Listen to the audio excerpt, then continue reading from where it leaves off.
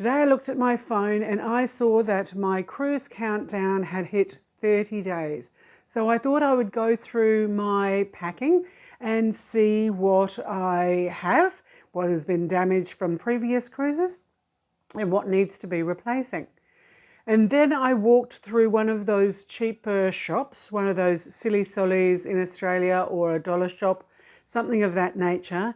And I just had a look at the types of things that I've either had in the past that had been broken or damaged, or what I could buy this time that would be a little bit different that I hadn't had in the past. So one of the things that I did purchase for $2.50 was two of these disposable ponchos, which is always handy to have. And then the other thing that I've never had, but I might try this time, it might work, it might not, is one of these that goes around your wrist, and I could set my sail and sign card maybe to that. I know I have seen them on a straight kind of lanyardy type thing, but normally I just keep my sail and sign card next to my phone, or if I'm wearing a small little shoulder strap bag, it will be in there. These are a couple of the things that I saw at the shop while I was browsing today that you might be interested in taking on your next cruise.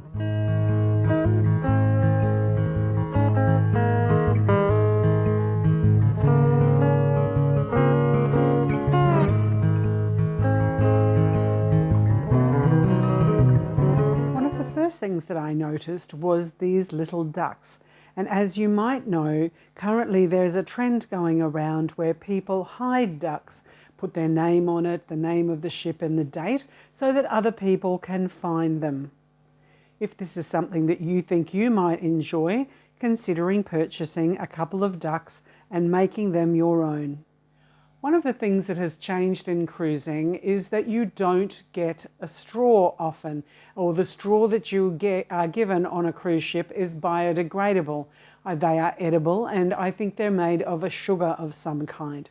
So if having a hard straw is something that is important to you, consider buying a reusable straw, and these ones at this shop have the pipe cleaner. There were several different styles. There were straight metal, there were plastic, there were hard ones that had a bit of a softer top to them. So if you want to take your own straw. The next thing I noticed was an oversized towel clip. And this is what I have used in the past. You will see some of my other vlogs where I've shown you these.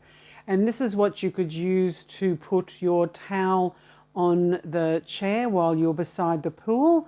Or if you are, I'm not telling you to do this, if you are putting something on your balcony and you don't want it to blow away, for example, your togs, you could use one of these oversized clips. Now this next group of items you'll be very familiar with if you've looked at my vlog about my laundry pack.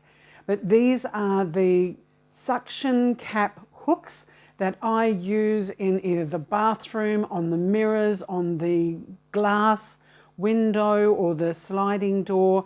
If I am needing to hang something up and have it air or dry, it takes things off the flat surfaces and just allows your whole cabin space to stay a little tidier.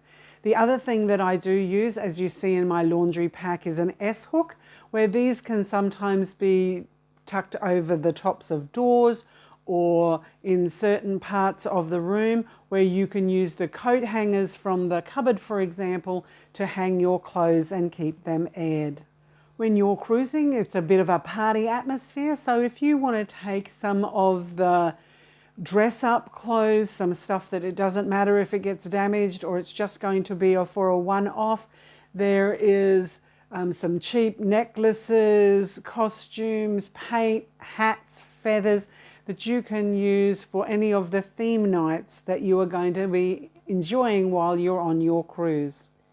If you are sharing your cruise experience with somebody else and you do not want to turn the lights on at night, potentially investing in a rechargeable little light switch or a night light that you can leave somewhere close to, for example, the bathroom, so that you can see where you're going without disturbing your cabin buddy. I noticed in the shop that there are several different styles, so they would, I guess, project or illuminate different amounts of space. And if this is something that you think you need, consider packing them. If you are going on a short cruise and you do not want to pack your whole bottle of shampoo or conditioner or body lotion, for example, consider decanting it into something like this mini dressing container. The other thing you could do with this is you could put in some laundry liquid. If you want to wash your clothes specifically with a laundry liquid, you could wash that in your bathroom, in the sink, and so you could keep your clothes nice and fresh without having to send your clothes to the ship's laundry. Long-time followers of my channel know how much I absolutely love magnets. And because your cabin wall is made of metal, to keep things off the bench tops or the flat surfaces, I always have some form of magnet that I can put my shore excursions, I can hang my lanyard with my sail and sign card, so they are nice and handy just by the door that I can grab as I exit my cabin. You know, when you are traveling, you never have enough hands. So consider buying some carabiners and putting them onto your backpack or your handbag, because then you can just attach some wet shoes or a damp towel or something of that nature so that you do not have to juggle everything with your hands. We don't always have to travel with TSA locks if we are just travelling domestically here in Australia, so consider picking up a few extra locks just to keep your luggage nice and safe. Another thing to consider is keeping your electronic goods all nice and charged, and you never seem to have enough USB ports. So potentially taking along a USB hub, or if you are traveling with several different devices, consider taking a cord that will service most of the Android and iPhone that you need to charge. But always be mindful of the poor quality of these cheaper items.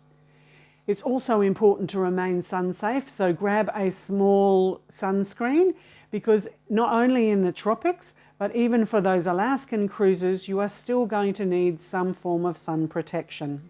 As I was exiting the store, I noticed something that you should never, ever take on a cruise, and that is a box cutter. You should never take a box cutter, a knife, any form of weapon. You do not take handcuffs. You do not take anything that is dangerous on a cruise ship. Did you see anything there that you have already packed or that you might want to pack for your next cruise? If you have, make a comment down below and let me know which of the ones that you thought were going to be the most helpful for you. Like and subscribe and keep up to date with all the videos that I upload. This is Julie, Jules Cruise Companion, saying stay safe everybody and happy travels.